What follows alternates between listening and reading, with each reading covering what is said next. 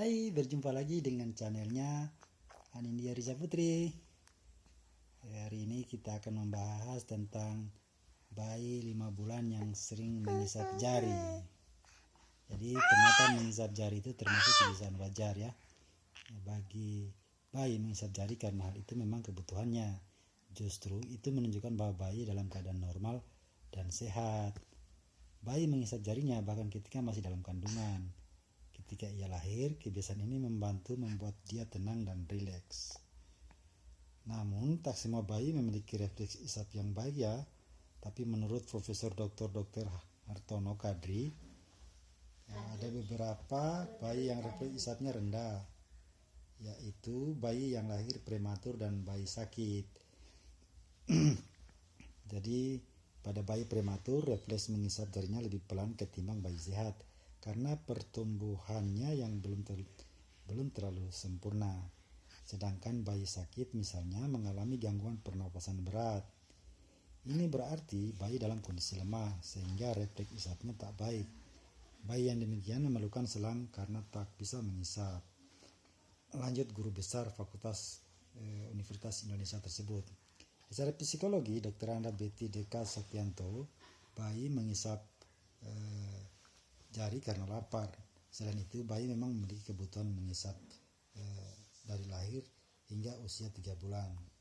Kebutuhan mengisap didapat bayi ketika menyusui, namun kebutuhan ini bersifat individual. Artinya, masing-masing bayi memiliki kebutuhan mengisap yang berbeda-beda. Selain itu, jarak waktu menyusui juga berpengaruh. Bayi yang mengisap setiap 3 jam sekali menyusui misalnya, kebutuhan mengisap akan lebih sedikit ketimbang bayi yang minum 4 jam sekali. Nenek.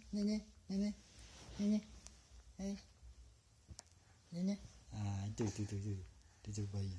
Sini. Satu jarinya. Itu bosnya. Ada pula bayi yang sudah menyusui ASI namun belum tetap mengisap jari. Bisa jadi waktu menyusuinya yang kurang. Waktu menyusui yang ideal sekitar 30 menit sampai 40 menit.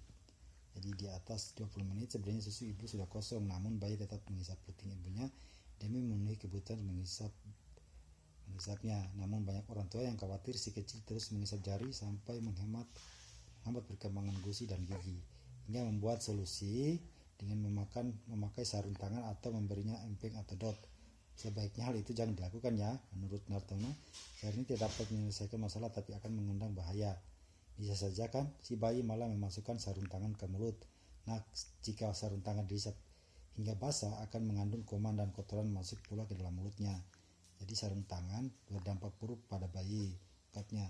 Sedangkan jika memberi emping atau dot, menurut Nartono, emping dot tak begitu berpengaruh ya terhadap perkembangan gusi dan gigi karena emping tak sekeras jari.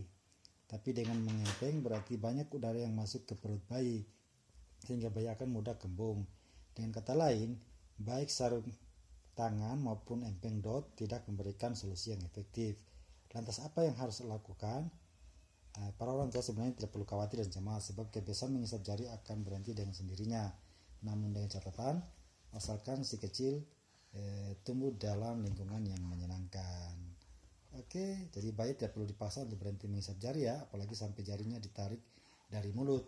Justru kalau dipaksa ia akan lebih frustasi dan malah akan lebih giat mengisap jari. Demi mengatasi rasa frustasinya lebih baik biarkan dulu.